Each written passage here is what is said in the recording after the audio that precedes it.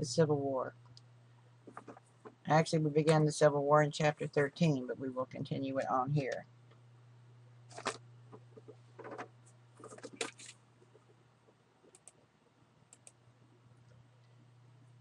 Fighting has already started. It's all around us. We've had a few skirmishes, but very few in Kentucky. So far, things are going pretty good in Kentucky. We're sitting here fat, dumb, and happy. We're actually in a rather unique position. War is all around us, but it's still, up until April, it had been kind of a war of words until Fort Sumter and the Battle of Bull Run. But that's not in Kentucky. Just a few short months after we had Fort Sumter fall, we had elections, and pro-unionists managed to gain control of the Kentucky legislature. And, of course, reiterated our neutrality. And our neutrality was respected for a while, primarily because, well, we've got a large population. We've got farms that are producing agricultural surpluses. We've got manufacturers in the state. And, of course, we're well known for our horses and mules and mankind. And then, of course, there are all those beautiful rivers. The Mississippi, the Ohio, the Tennessee, the Cumberland, and numerous other smaller rivers like the Green and the Rough in the state of Kentucky. The Confederates, if they could control Kentucky, and control the Mississippi and control the Ohio, it would give them a launch pad into Indiana and Illinois and Ohio. They could use the Ohio River to go all the way up and split the Union and attack Pittsburgh. But for the Union, of course, it was a great defensive position, and we could use the Mississippi River to go down south and split the South and attack the southern states. Kentucky had a unique geographical position that everyone wanted. But the Kentucky population was really split three ways from Sunday, I like to say. Those people who lived along the northern border on the Ohio River corridor, they were used to dealing with the North. They were really more pro-Union. Those down around the South, the Tennessee border and around Paducah, they were used to dealing with the South and were really much more pro-Union. Not pro-Union, but pro-Confederate. But the great majority of Kentuckians living in the middle, they were kind of, I guess you'd say, fence setters. They wanted to, well, they felt like a pox on both your houses. I don't really want to get involved, but I'll be loyal to whoever is here. I'll be leaning toward the Union side as long as they don't try to take my slaves. But Kentucky, Missouri, Maryland, Delaware, all slave-holding states, all declared neutrality. And they're called the border states because they are definitely the border between the Confederacy and the Union. But of those four, Kentucky is the most important, and whichever way Kentucky goes, the other three will follow. Simon Bolivar Buckner, the gentleman who was hired and commissioned to develop a state guard. It was well equipped and trained, but it was seen as being very pro-Southern. They even had, some of them wore the gray uniform, and occasionally they would even fly a Confederate flag. Well, the Unionists in Frankfort got very alarmed over this, so they developed another guard called the Home Guard, which was going to be very definitely pro-Union. They even managed to get a delivery of equipment of what they call Lincoln guns. But meanwhile, Buckner, as I said, he is a good Kentuckian. He wanted what was best for Kentucky, and he did everything he could to keep Kentucky neutral. He visited generals on both sides, in the North and the South, and he managed to persuade them to, you know, let's play it cool a little bit. Let's just don't do anything right now. Meanwhile, both sides are recruiting for their respective armies in our state. And there were, of course, violations. General Pillow of the Confederate States wanted to take Columbus so bad on the Mississippi River, but Buckner visited him after he heard what he was thinking about, and he managed to talk him out of it. But General Grant had also heard the rumor that General Pillow wanted to come into Kentucky and take Columbus, so he wound up being stationed just in southeast Missouri, just across, and waiting to see what was going to happen. Pillow looks at Grant being that close and thinks, well, he's going to do it, I'm going to do it first, so he moves into Columbus, and then as soon as that happens, Grant moves into Paducah. So a peace conference is called in Frankfort. We got to do something. They can get together and talk what's going to go on. They decided, well, we'll just order both armies to leave our state. So they sent orders out for the Confederates and the Union to withdraw, and then they changed their mind and said, you know, we really dilly-dallied long enough. We have to make a decision. So then they changed their orders and just ordered the Confederates to leave. And of course, when they did that, Kentucky's neutrality ends, and Kentucky has, in effect, declared pro-Union. Kentucky, well, Confederate Kentucky? Buckner, who had tried so hard to keep the state neutral and done everything he could, decides he cannot support the Union, so he takes his Kentucky State Guard and goes south. And believe me, he was received with much glee when he arrived, because he was well trained and well equipped, and most of the Confederates at that point looked kind of ragtag. There was also another group of unhappy Kentuckians who got together and met in Russellville, and they decided that Frankfort was not a viable government. It's too militaristic. It doesn't represent the real wants and needs of the people. So they declared Kentucky a free, independent state and sent word to the Confederacy they'd like to join the Confederacy as a Confederate state. Well, although I don't think it's mentioned in your text, President Davis kind of went, you got to be kidding me. You got a few hundred people that are going to decide for the entire state, and they're not elected. You have an elected government in Frankfort. He said, I just think we need to take this for what it is, a kind of a joke. But the Confederate Congress decided, it'd be quite a feather in our cap if we could say that Kentucky was a Confederate state. So they overrode their president's decision, and on December the 10th, 1861, formally admitted Confederate Kentucky as a state in the Confederacy. So you could basically say that Kentucky was two states. She had a star on the Union flag. She had a star on the Confederate flag. The president of the Confederacy was born in Kentucky. The president of the Union was born in Kentucky. And families and churches and everybody was divided in Kentucky. It was truly a brother's war. It seemed like Kentucky was having difficulty deciding which way to jump. Meanwhile, George Johnson, a farmer and a lawyer and a good, strong Kentuckian, became the Confederate governor. And I hope you read that part about why he was for Kentucky to join the Confederacy. He just knew if Kentucky joined the Confederacy, of course, it would pull the other neutral states down, Maryland and Delaware and Missouri. And besides which, Kentucky was so well known and so popular and such good fighting people that once the Union saw that Kentucky was a Confederate state, that they would realize that the Confederacy was so strong, there was no way they could win, so they'd sit down and talk and there wouldn't be a war. Well, unfortunately, Mr. Johnson, I don't know what he was smoking, but he had his head in the clouds, because that was overestimating the importance of any one state. It was not going to happen. So he's elected the governor, and they make a capital, but the Confederate capital wound up being wherever the Confederate army was, and the capital was a Confederate tent. Well, Johnson tried so hard to create a viable government, but it just wasn't going to happen.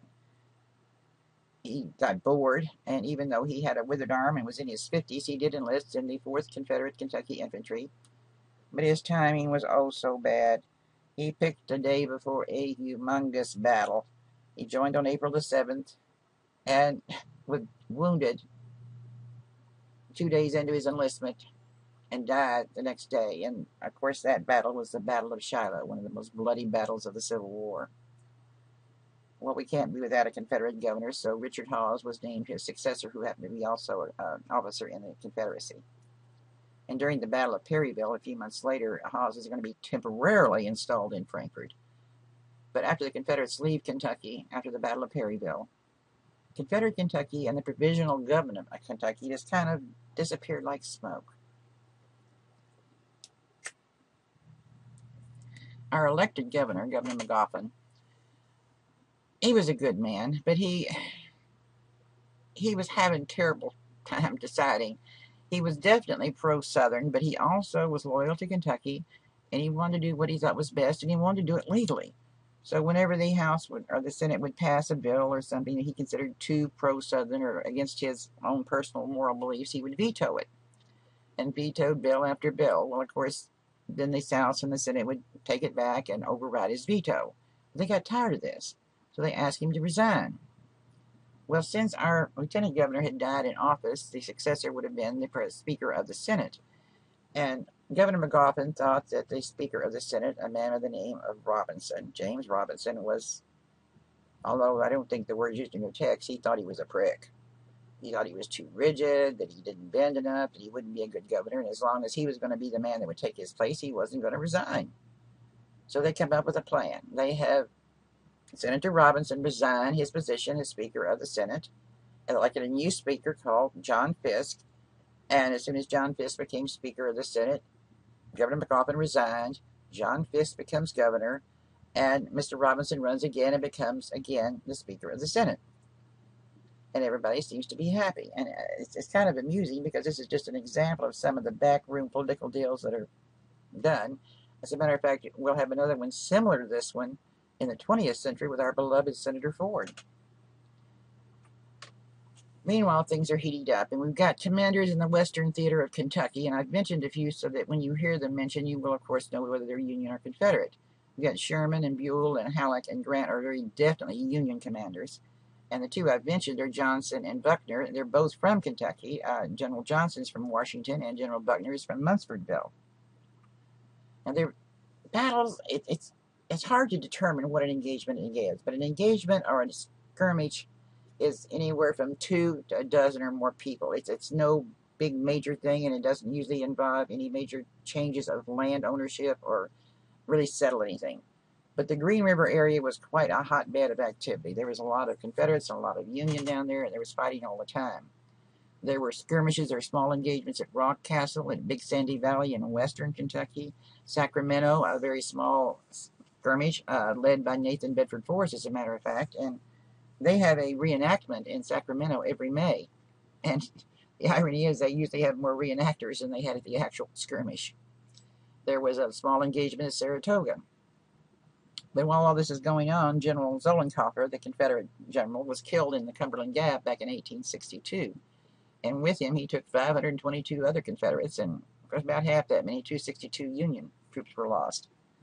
But Nathan Bedford Forrest's successes and raids are beginning to be noticed. And although he was not a respected man, most of the Confederate generals looked down their noses at him because not only did he not have a high school education, he didn't have a college education, he had not been to West Point.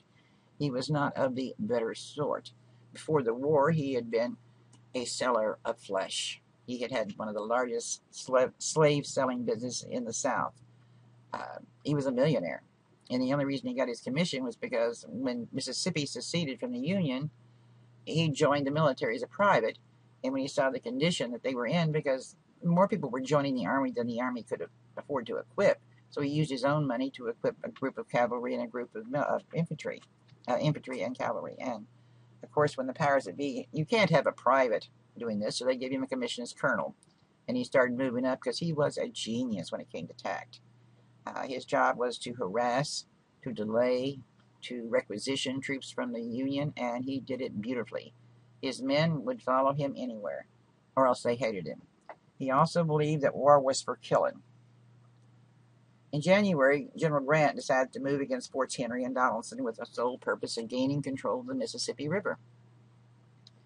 Now, I've got bad generaling from the South. Now, let me explain that just a little bit. Southern men are eccentric. They're also stubborn. They're quick to anger. They're very zealous of their reputations. Most of your generals in the South had been generals in the Union Army, but some were not. They had received a commission, much like Nathan Bedford Forrest had, because they were wealthy and did something for somebody, or they knew the right people.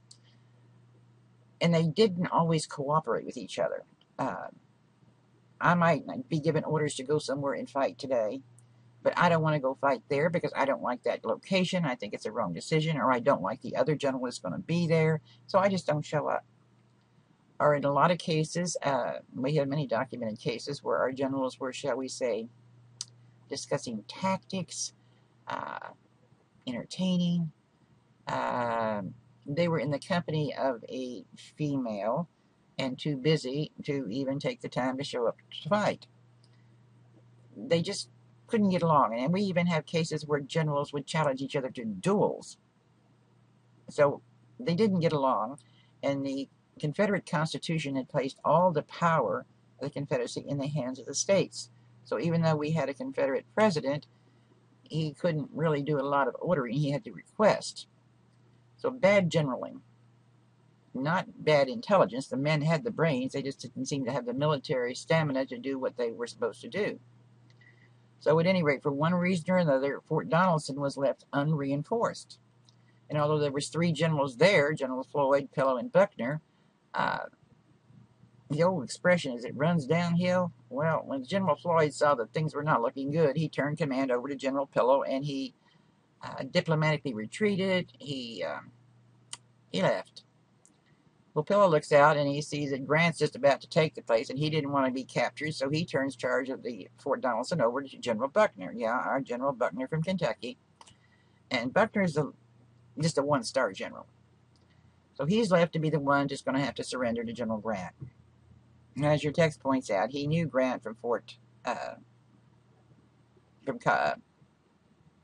my goodness, I hit a total blank wall. West Point. They had visited each other before. They knew each other, and I know you think I am stressing Buckner too much, but Buckner was the epitome. He was a perfect example of the Kentucky gentleman. He was intelligent. He was a lawyer. He was wealthy. He was experienced in battle. He had been to West Point. He was respected by both sides totally. And if General Grant had not respected him as a man, he would never have made the offer to lend him money. Because, well, let's face facts. When you're in the military and you're captured, your rank determines how you are treated. If you're a private, you could be put in a jail cell or maybe in a hole in the ground somewhere. If you're an officer like a captain, you may be put into a room somewhere. But if you're a general, you probably will be put into a house somewhere. But then again, no matter what rank of officer you are, your treatment will depend on the amount of funds that you have to buy these privileges. And of course, the only money that General Buckner had was Confederate money, which was no good whatsoever in Union territory. So General Grant loaned him the money out of his own pocket to be able to afford to buy the privileges of confinement that a general deserved. And yes, Buckner did pay him back. It was after the war, but he did pay him back. And the Confederates are being pushed all out of Kentucky, all along the southern border. First, Bowling Green's evacuated in February the 11th, and Columbus is evacuated the 27th. And it looks like the Confederates are not going to be able to have a stronghold in Kentucky. General Johnson is a Confederate general in charge of the Western Confederacy. He's a personal friend of President Davis, and although he's getting a lot of criticism because he lost Bowling Green, he lost Columbus, he had that loss at Cumberland, not him personally, but under his command, and an awful lot of supplies were lost when Nashville was taken by the Union officer. Plus the fact John Hunt Morgan is starting to get some flack, and he's protecting him.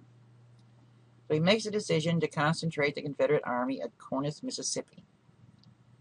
And Braxton Bragg and a man called P.G.T. Beauregard are placed in command. In American history, we spend quite a bit of time on both Bragg and Beauregard, but Beauregard is a very interesting man. He was a Cajun from New Orleans, very ambitious man. He was a Union officer, and when his home state of Mississippi seceded, he resigned his commission and became a general in the Confederate Army and was placed in charge of, believe it or not, the South Carolina militia. He is a gentleman who forced the surrender of Fort Sumter in our Kentucky, and Major Anderson had to surrender to him. So now he was also in charge of the first Battle of Bull Run, but now he's back in Corinth, Mississippi. He's got the experience. He's not a stupid man. He's very intelligent, but he's also, I didn't like him. He's not a nice guy. And Bragg and Beauregard want to attack Grant. But like I said, even though in the beginning it looked like that they were going to win because Grant was stretching his line thin, he was short on supplies, his men were tired, poor planning, and indecisiveness between the two of them, each one of them wanting to be the one that makes the commands, and just poor generaling. It cost the Confederates. Meanwhile, General Johnson, who shows up, he's shot, bullet hits his leg, hits an artery, and he bleeds to death. I mentioned to you earlier that these men who were in the Union Army, when their states would secede, they would resign their commission in the Union Army and go back to their home state and become a Confederate. We have difficulty understanding the insane loyalty that the Southerners had toward their states. But not only did they have loyalty toward their states, they had loyalty toward their commanders. And Johnson was one of those men who seemed to instill insane loyalty by their men. They would have died and gone to hell for him. So when Johnson was shot and the men saw their beloved commander die, they kind of went, oh my God. And they hesitated, they paused, they just kind of stopped what they were doing. And of course, that's all the advantage that Grant needed. He took advantage of it, and he wound up defeating them. It was at Shiloh, and believe me, the Battle of Shiloh was one of the bloodiest and worst battles of the entire Civil War. It wasn't, Johnson hadn't wanted to fight the North at Shiloh. He wanted to do it in Bowling Green. He wanted to do it in Kentucky. But he wound up losing the battle and also his life at Shiloh, and that's also where we lost our first Confederate governor. Shiloh was disastrous. John Hunt Morgan. Now, when you hear about the guerrilla activities in Kentucky and elsewhere, you think it's how romantic they're doing things. But in reality, there was only two sanctioned by the Confederate government. John Hunt Morgan and Nathan Bedford Forrest were two. This was their job, to harass the military on the Union side, to steal their supplies, to stall them, to pull them away. And on many occasions, the activities of both Morgan and Forrest would cause a delay in Union troops going somewhere because they'd be chasing them. And that was their whole job. John Hunt Morgan wasn't a true Kentuckian. He didn't move to Kentucky till he was 6 years old because he was born in Huntsville, Alabama. But he was a very precocious young man, and at the age of 17, he actually entered Pennsylvania University, where at the age of 19, getting old now, you know, he was suspended for dueling. He had a quick temper. But he did mature. He went on to be a good citizen. He even worked on the school board. He was in church. He, married, had a family. He was very well respected, very upstanding Lexington citizen. He even formed a group called the Lexington Rifles. And as soon as Kentucky declared for the North, he takes his Lexington Rifles and he heads to the South. But of course, he doesn't get there right away. He spends quite a bit of time harassing Union troops on the way down. He also was at the Battle of Shiloh, but of course, he wasn't killed. When he finally gets to the South, he's put in charge of the 2nd Kentucky Cavalry, and his orders are to raid into Kentucky. Now, there's a picture of Mr. Morgan. Dashing young man, is he not? He's also considered a ladies' man. He loved the company of females, even though he was married. Well, he assures the Confederate hierarchy that Kentucky is ripe for the taking. Kentucky just can't wait to become a true Confederate. But they're thinking, as much as we want Kentucky, I just don't know. We're going to think about it. So on July the 4th, 1862, he's given orders to begin to satisfy his desire for larger raids into Kentucky, and he's given an 876-man command. And in 3 short weeks, he managed to capture 17 towns. He destroyed thousands of dollars worth of supplies. He recruited 300 Kentuckians to join the Confederacy, and in the whole thing, he only lost 90 of his men. So his reputation's spreading. He is just romantic and dashing. And he keeps telling them Kentucky's ready. And now they finally believe it. Kentucky's ready. So they assign generals, E. Kirby Smith and Braxton Bragg, they're going to send them into Kentucky. Now, Bragg's going to stay in Tennessee for a little while, but the plan is for Smith to go east and capture the Cumberland Mountains, which he does in August the 13th. Then he was supposed to advance into Bluegrass, where Bragg was supposed to have come up from Tennessee and met him. But this wasn't going to happen. Bragg isn't going to come up yet. So there's no consolidation between Bragg and Smith at this time. Meanwhile, the Union Army collapses and 75% of the men are lost. Smith is so successful that they managed to capture Lexington on September the 2nd. They captured Frankfort on September the 3rd. And they actually installed Hawes as the Confederate governor, briefly. So they control the Cumberland Gap. They control most of eastern Kentucky. They've got the northern part of Kentucky. And John Hunt Morgan's given orders to go out and harass any Union troops he could find.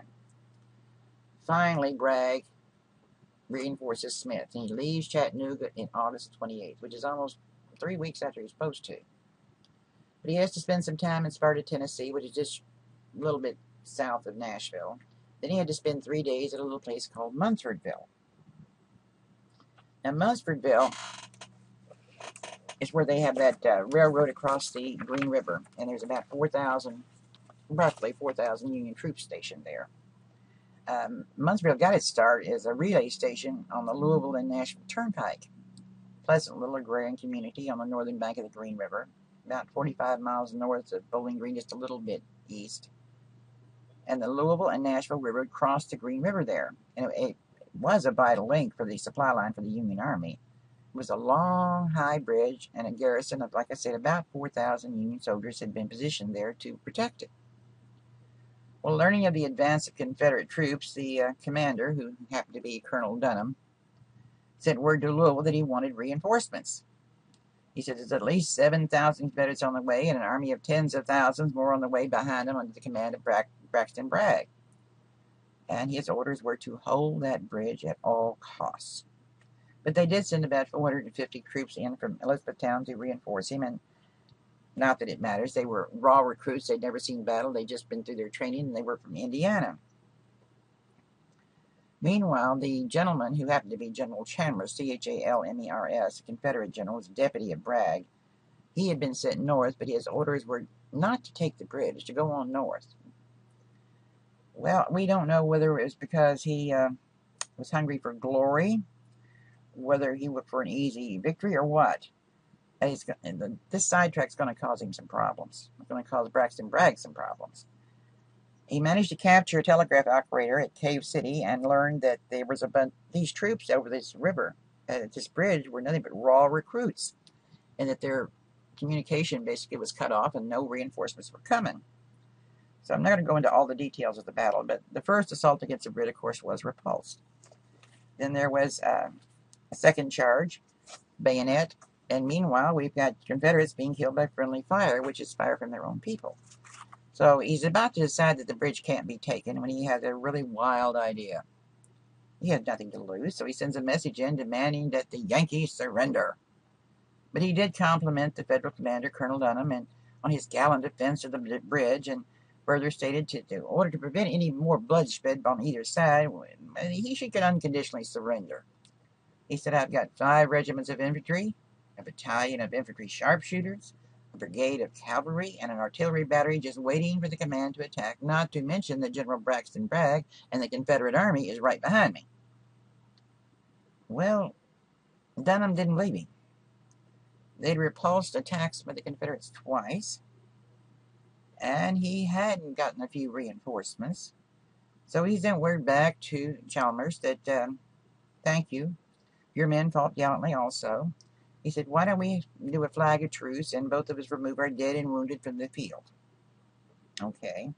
Well, Chalmers is just about to decide not to renew his attack when Bragg shows up. And to say that General Braxton Bragg was unhappy is putting it mildly.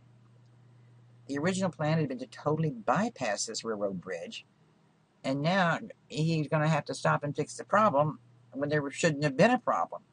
He had to do it psychologically for no other reason, because you couldn't have tens of thousands of Confederate soldiers held at bay by a few thousand green, raw Union troops.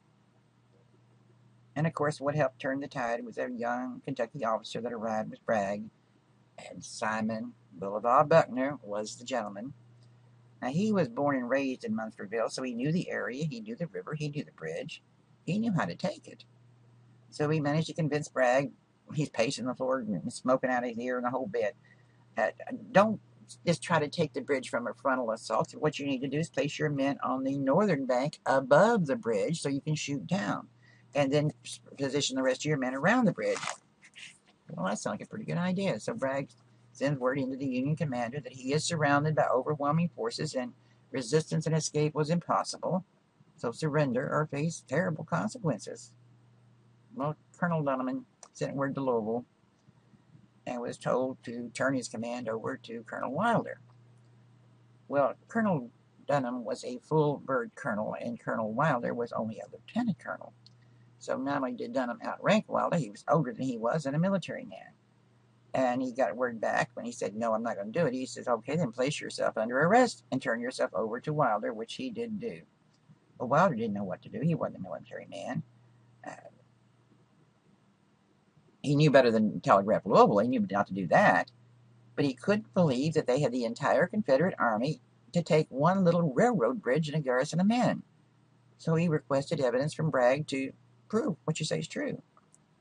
Well, Bragg was in no mood to do anything, and he sent back a very curt reply that the only proof he was going to get was when the Army killed them all.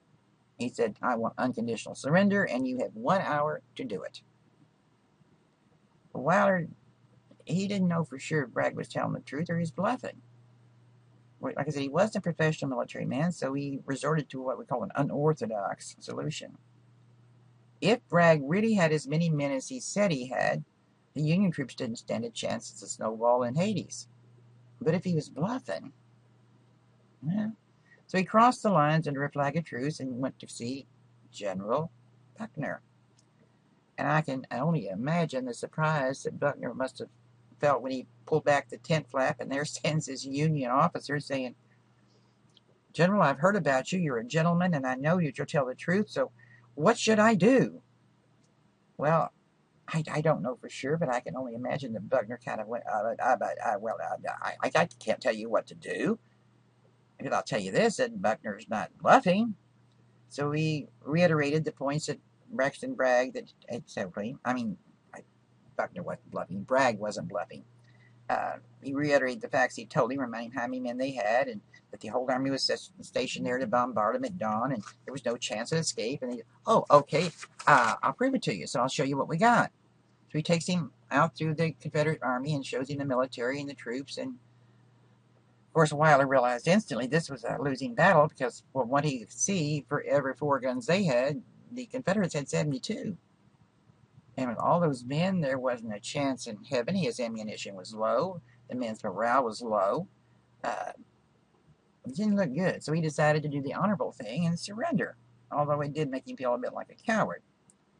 It was at that point that General Buckner did suggest that if he had information to suggest that the sacrifice of every man under his command would give the Union Army any advantage at all, then it was his duty as a Union officer to die for his country.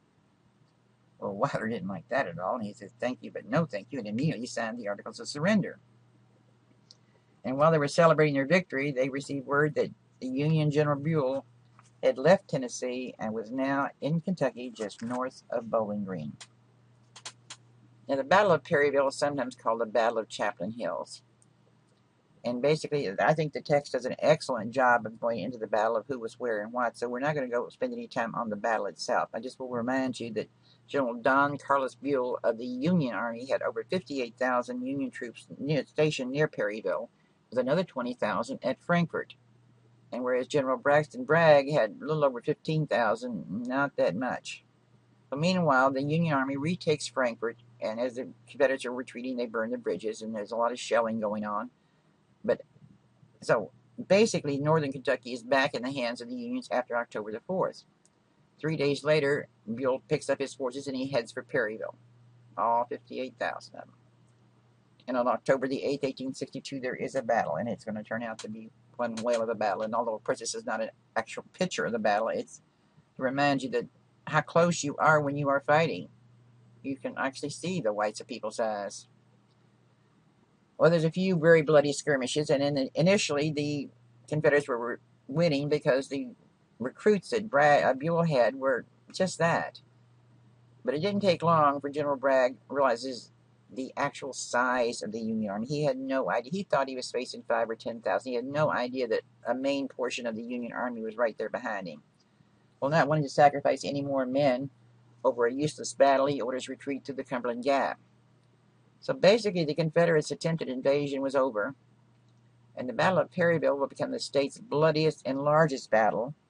And I've listed the Union losses at over 800, with over 2,000 wounded, over 500 missing, and the Confederates 500 dead, over 2,600 wounded, and 251 missing. It was a bloodbath. So why did we have so much problems when initially the Confederates were winning? Part of the reason was a drought. You had to go where the water was for your horses. You had bad intelligence on both sides. Like I say, Braxton Bragg had no idea that there was that many Union troops in the area, or that General Buell was anywhere near that close. And like I say, generals not working together. Bad generally on both sides. Not so much on the north, but on the south. All in all, it was a Confederate tactical victory because they did accomplish a lot. But in reality, it was a Union victory because the Union did push the Confederates out of Kentucky. But it did give the Confederates bragging rights. They had done a lot. but it cost so many lives on both sides. And vital supplies that the Confederates could have used were destroyed. And it also caused a lot of people in Kentucky to change their mind in that area because they didn't like the battle at all. So the major attempted invasions are over with, but we're going to be having Confederate raids for the next 2 or 3 years. And it's during this time that John Hunt Morgan begins his great Kentucky raid. He was given permission to actually go into Kentucky, but of course he never followed orders. And as you could tell by that picture, he was a rake. He was Peck's bad boy. And it wouldn't take long until there was a string of disasters. So he decides to bolster things back up again. He wants to show how good he is. So he takes his men out of Tennessee all the way through Kentucky up into Ohio. But he is captured. And he's put in prison in Ohio. And lo and behold, one day when they go to take him breakfast, he's gone. How did he escape? Of course he had inside help. He had to have had to get out of the prison. But it bolsters his reputation, and people start talking about the romantic, gallant John Hunt Morgan again. But then word reaches Confederate authorities that on some of these guerrilla raids, he's not liberating things from the Union. He's actually robbing civilians, not him personally, but his group are robbing civilians and banks. There's problems. So he's ordered to face a court of inquiry, but it was delayed for a while. So in September, he goes on another raid in eastern Tennessee, and he is surprised by General Burbridge, and he is killed. But the legend of John Hunt Morgan lives on. He was a very gallant fellow who sometimes wasn't with his men when they went on raids. He would be, shall we say, visiting lady friends. But there were other guerrillas. I mean, just a few around here. There was Adam Johnson of Henderson County, which was known as Stovepipe Johnson. And, of course, William Quantrell, one of the most notorious bandits of all time, who did more liberating for himself than he did for the Confederacy. There was an outlaw called Sue Mundy, who they didn't even know if he's a man or a woman, but they later found out when he was killed. It was Captain Jerome Clark.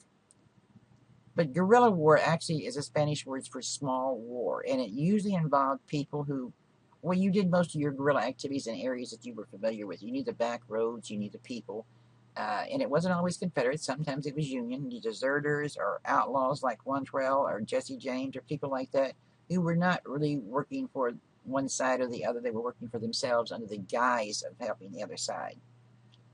Meanwhile, General Boyle, one of the generals in charge of Kentucky, decided that disloyal persons were going to have to pay for damages committed by the opposite side. So if he suspected that the damages caused in your area were caused by rebel activity and you were sympathetic, you would be fined. And Governor Bramlett says that for 5 rebel sympathizers will be held hostage for each loyal Union citizen carried off. There again, sometimes those Union citizens that were carried off were not always carried off. Sometimes they volunteered themselves. In October 1864, we'd already been placed under martial law, and General Burbridge was placed in command. And yes, we still had a governor, and he and the governor were not getting along, but the guerrilla activity is getting awful bad in Kentucky. So Burbridge orders for 4 guerrillas are going to be shot for each Union man that is shot. Infamous Order 59. It doesn't mention that in your text, I know, but I do want you to remember it's Order 59. There's going to be 4 guerrilla prisoners shot for each Union man killed. Well, what if there is no guerrillas in captivity? What you do, you're going to go to the stockade and you're going to take a Confederate prisoner. For instance, in Meade County, one farmer who was sympathetic to the Union was killed by the guerrillas. When General Burbridge heard about it, he selected 4 Confederate prisoners from the stockade in Louisville with every intention of carrying out his policy of executing the Confederates in reprisal. The 4 prisoners selected were 1 from Jackson, Mississippi, 1 from Hawesville, 1 from Cloverport, and 1 from Louisville. They had the bad luck to draw a black bean from a bag containing hundreds of white ones. About 1 o'clock on the afternoon of September the 4th, the 4 were taken to the home of the Meade farmer where he'd been killed, and they were executed. And I came across something in the paper in October of 2001. It's called the Region Brief, and it says, a Civil War soldier from Hancock County will be honored in a memorial ceremony at 1 p.m., and it gives the name of the cemetery and the location in Lewisport. So the public's invited. A color guard of Civil War reenactors will fire a 3-volley rifle salute beside the grave of Confederate Private William Benslow of Lewisport, one of the 4 rebel soldiers executed in October of '64 at Jeffersontown by the order of General Stephen Burbridge, the Army Commander of Kentucky. He goes on to explain how the execution was a result of Burbridge's retaliatory policy. He was not a guerrilla. He was an actual Confederate of war. The orders were also given that no guerrilla will be received as prisoners. And what does that mean? Exactly what it sounds. Don't take prisoners. You're going to kill them. So why was all this going on? I mean, what could cause such a reaction? Why were you seeking to such a low in your own life? Well, mainly because the Confederate, I'm not the Confederate, but the Union officers in Kentucky were having a terrible time. With all the Confederate incursion and invasions, we had a lot of leftover Confederates. And sometimes they would form Confederate bands. Sometimes they'd join guerrilla bands. Sometimes they would just cause problems. Then you had those guerrillas attacking all over the place. And they couldn't tell by looking at a Kentuckian whether he was loyal to the Union or loyal to the Confederacy if he was a guerrilla. You didn't know who was loyal. And then you had the bushwhackers. Well, the bushwhackers was predominantly, maybe it's a word you all are not familiar with. We associate it with somebody who shoots somebody else in the back. Now, in eastern Kentucky, the eastern Kentuckians did not want to leave home, but they wanted to show their loyalty to the Union. So their way of showing loyalty was to prevent people from going to the Confederacy to join. So anytime a band of men would go through the mountains trying to get to the Confederacy, they'd hide behind trees and things and shoot them in the back. And they were doing their duty for the Union. Most of the time, they were a group of locals, but sometimes there was an army officer with them. So we had problems with the Union commanders. I mean, because they were having problems keeping control.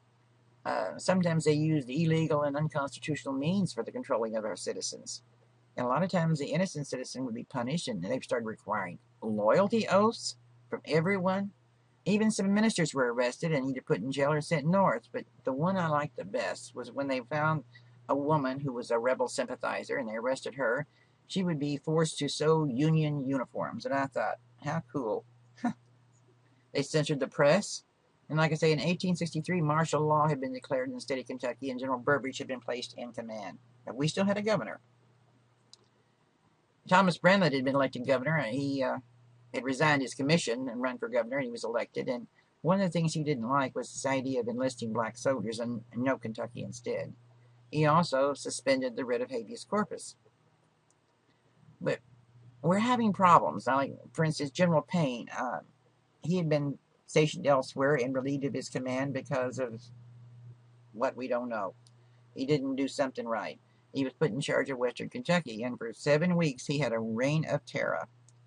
He managed to raise hundreds of thousands of dollars for the families of the men in uniform, and they never got it. He started charging a 24% tax on any cotton that was grown. The government never got it. He ordered people executed just on his own order, and I think the example given in your text was a 17-year-old boy whose only crime was that his brother had joined the Confederacy, and of course no trial. Then he ordered a useless sport belt in Mayfield, and you had to work whether you were young, old, sick, or not, or pay $300, which he kept. Well, he eventually left after 7 weeks and went to Illinois, and oh yes, there was an investigation. And his punishment? Well, his punishment. A reprimand was put in his file. But after Perryville, no more invasions, just guerrilla warfare that, man, you had to walk on eggshells because, like I say, you couldn't tell who was who. But I want to tell you just a little bit about something called the Forgotten Raid on Owensboro by a man named Captain Jacob Bennett. And it's not in your text, by the way, so just listen closely. I guess you'd say that people up in this part of Kentucky had gotten pretty used to the guerrilla raids and the threat, but no one was really expecting or ready for when Captain Jacob Bennett and 20 of his men came to town. Now, we have several different accounts of what happened, but the general consensus seems to be he left Salina, and in 3 days marching and riding, got to the Owensboro area. Now, having grown up in the area, he was familiar with Davis County and what was going on around it. He also had reports that Owensboro was unprotected. Now, Mr. Bennett, when they looked at him, he looked like a great, overgrown, awkward young youth. Just kind of something you wouldn't be afraid of. But they said once he got on a horse, that he and the horse became one. He was a true cavalryman. very quick. He carried a gun up his sleeve that would slide down his hand, and he'd shoot you when you think he wasn't armed. He was good with a saber on the horse. He was very well respected. He'd fought in engagements in Owensboro and the Southern Hills. He'd been with General Johnson when they captured Henderson and Madisonville and Hopkinsville for a while. He spent time in a Union prison. He was at Fort Donelson when it was forced to surrender. And then when he got out, he joined John Hunt Morgan's Confederate cavalry. He was captured along with Morgan in that raid that went through Kentucky up into Ohio. And it's been said, and I say that with caution, it's been said that he was the mastermind behind Morgan's escape from prison. So he had a good reputation. He was well known by the Confederates. So why did he come to Owensboro? Well, apparently they slipped into Owensboro and no one really knew he was here until the men started shooting up in the air. Now we do know that some of his men went into a jewelry store and sold some watches. Well, he made them put them back. There is reports that one of his men went into a dry goods store and used the horse to trample goods. But for the most part, they only stayed a little less than an hour, and then they decided to leave. And on the way out of town, they went by the river port, and down there, you see, we used to have a gunboat called the Silver Lake that was usually stationed here, but she had been postponed a week earlier and sent to the Cumberland area to patrol the Cumberland River. They brought in another boat called the Silver Lake that was supposed to be here, but she had been sent to Evansville for repairs. And the 108th Colored Regiment that had been garrisoned here, for some reason, had been pulled out of town 2 days before. So the only Union troops in Owensboro at that time were the district provost marshal, a man named Captain Grissom, his staff, and a very small detachment of black soldiers aboard a regimental supply boat. So there really wasn't much here. Well, on the way out of town, according to the guerrillas, they were fired on by the black sailors, and they retaliated and killed them and burned the boat. And then they went on to Lewisport, and they went on to, where else did they go? They went to Lewisport, and went to, let me stop and take a minute where they went.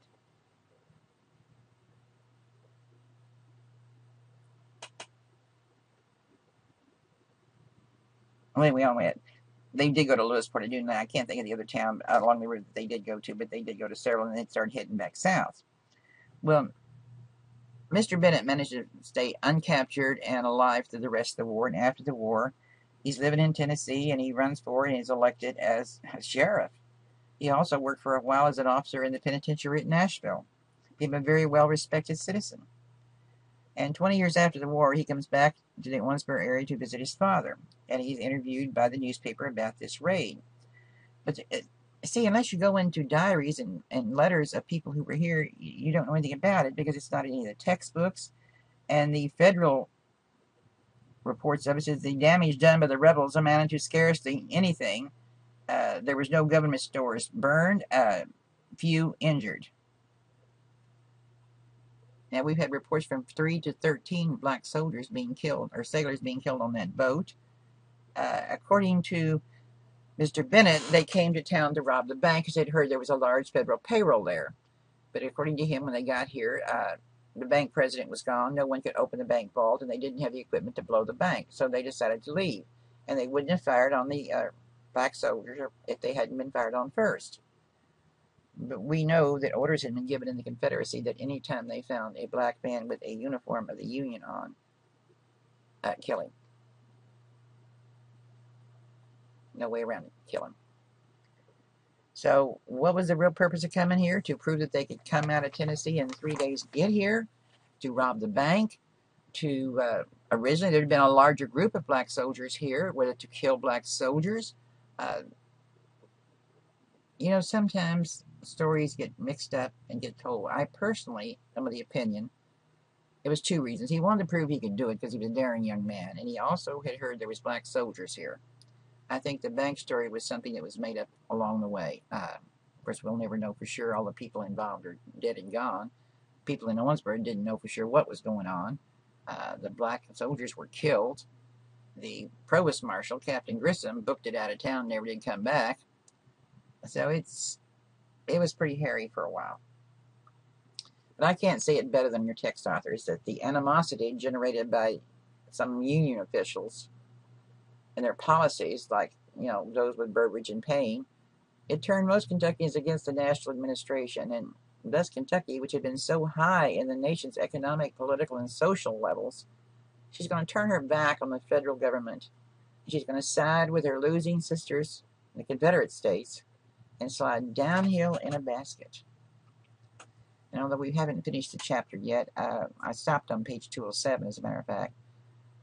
The economic aspects of the war, the social aspects of the war years, and the vital changes and promises unfulfilled. I'll open up chapter 15, beginning with those. I really think you've got more than enough on your plate right now, so take a deep breath again, review your notes, and then take the quiz and the graded questions.